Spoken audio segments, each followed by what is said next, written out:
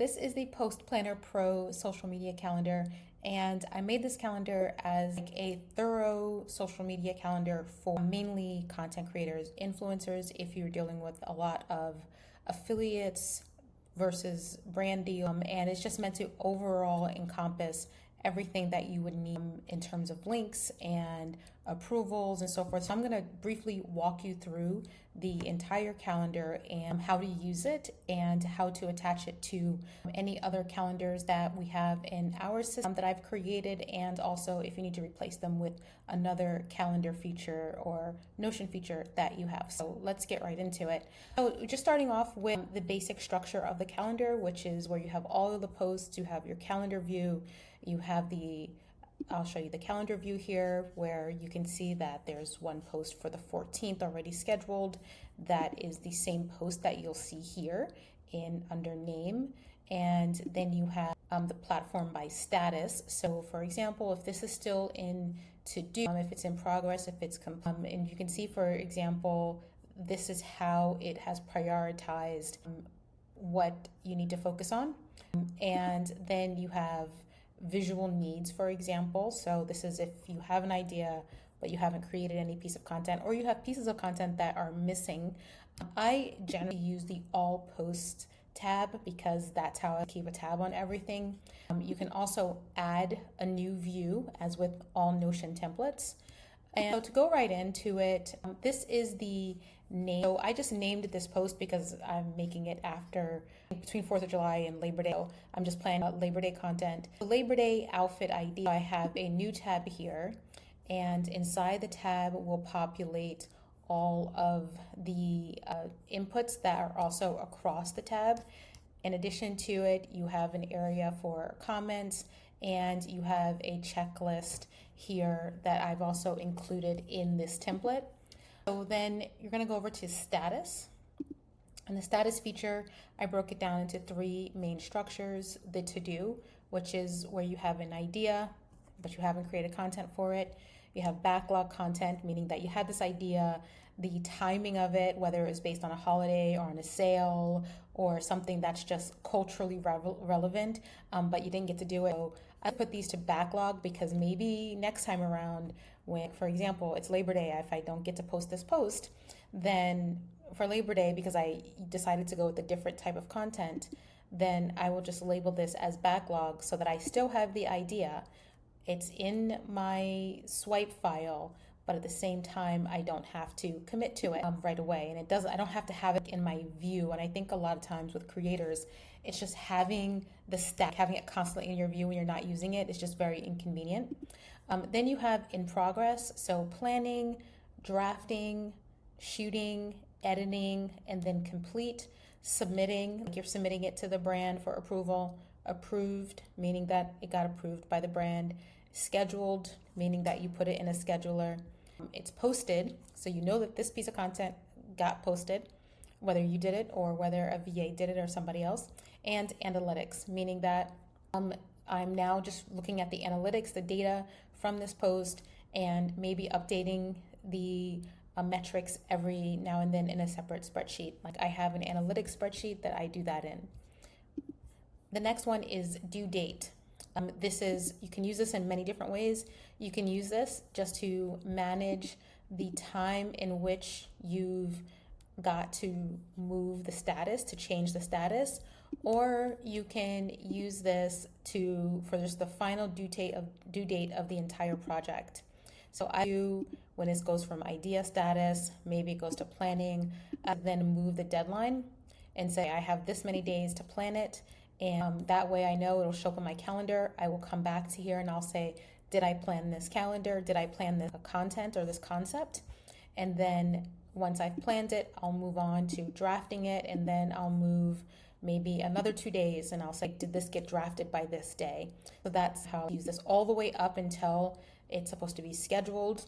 And then when it's posted is the actual final due date of the project. In this section, this is area, and it should probably have a better title, but for right now, I just put area. Now, this informs me of what post this is. What am I doing this for? For example, is it a partnership? Is it a brand deal? Is it a collab? Is it a review, an affiliate partner? Is it just product knowledge? What is it for a holiday? So I've added a list of concepts or opportunities. You can check more than one, because sometimes these pieces of content fit into more than one category. And the next post here, this stands for blog editorial content or calendar. So if you have a website and you maybe make smaller pieces of content for social that are based off of that main post on your website, a lot of creators do this. Blogging is still very popular, still drives a lot of SEO and so forth. So a lot of bloggers, content creators still do this. And so let's say this Labor Day post is associated with a blog post.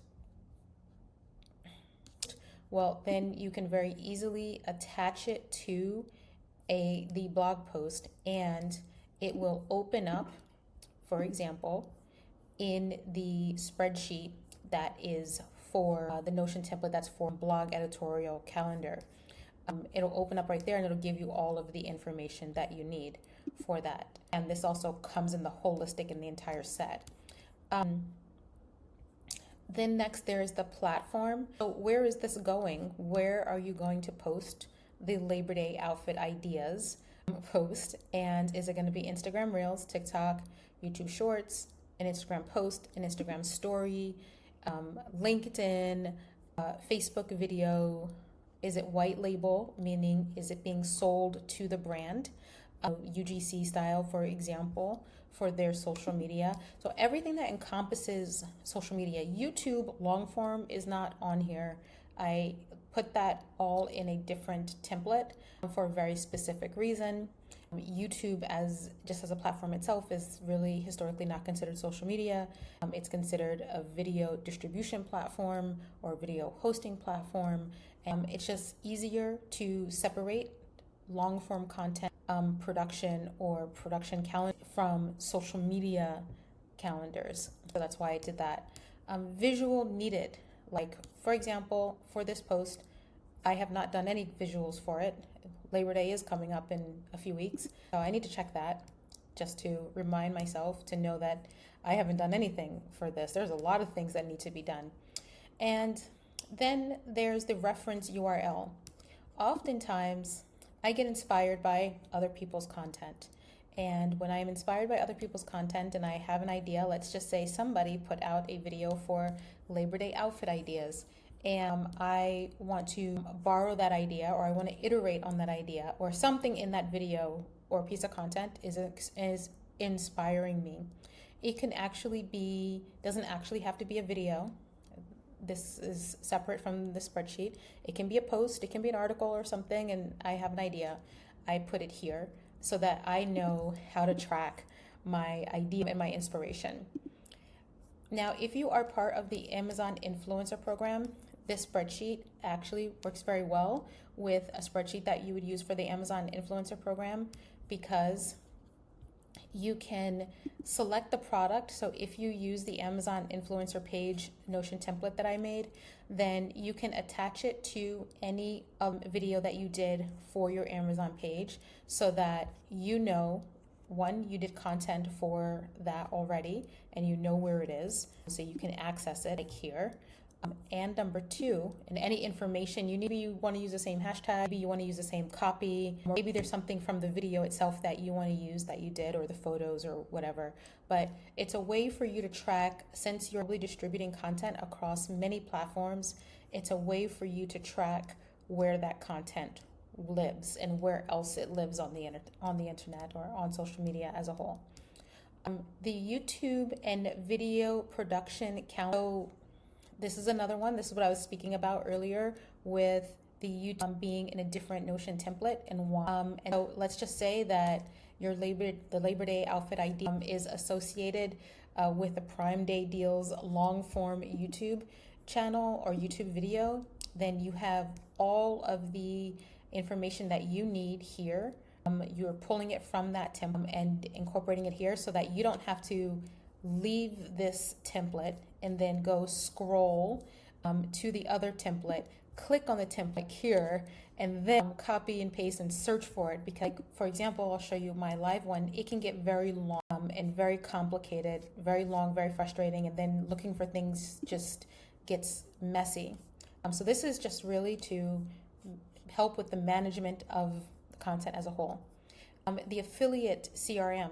So again, if you're making this video and it's full of affiliate links, or be an affiliate sponsored it or provided the outfit ideas for that video, and you just need to remember who it was and where they are, or get their contact information. This is a way for you to pull in their content information. Like this company, for me, it's just very easy to pull in their information and know that, oh, that post, oh, I see that there were 6 looks and some of them came from this company.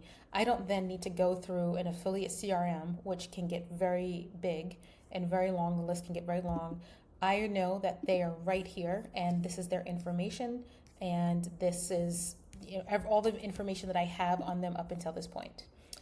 And then there is the sales CRM. So let's just say that the sales CRM was because all of the clothes it was a paid post. The Labor Day fashion post was paid, and that this is your contact for that and how much they paid. And obviously this is not a clothing company, but how much they paid, and what the brand deal notes are. You can just look at that right away without having to go and look through your sales CRM.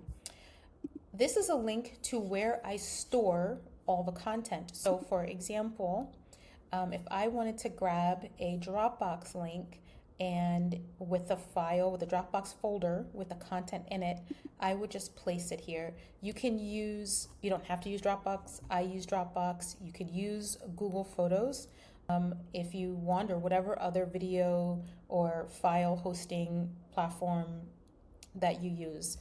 I happen to use Dropbox. And for each piece of content, it has a separate folder, which I can show you guys. I'll insert it here. It has a separate folder for each content idea, and I just grab the link from that folder and I put it here. This is where I put the IG live link. So this is all the links that this video, this piece of content, have actually been published on. So if it's been published on IG, then I go into Instagram and I take the link from that live post and I put it here.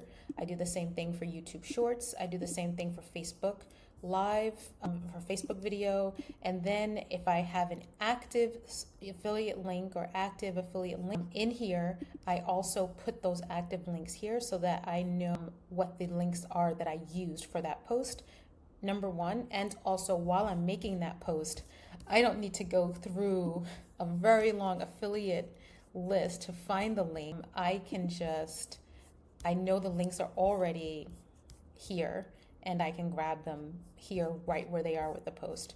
Again, all of this opens up into its own side window so that you can easily, while you're working, grab all of this. You can even grab the affiliate link. If you have an Amazon video tracking link, you used shoppable videos, you uploaded this video, you can include it here as well.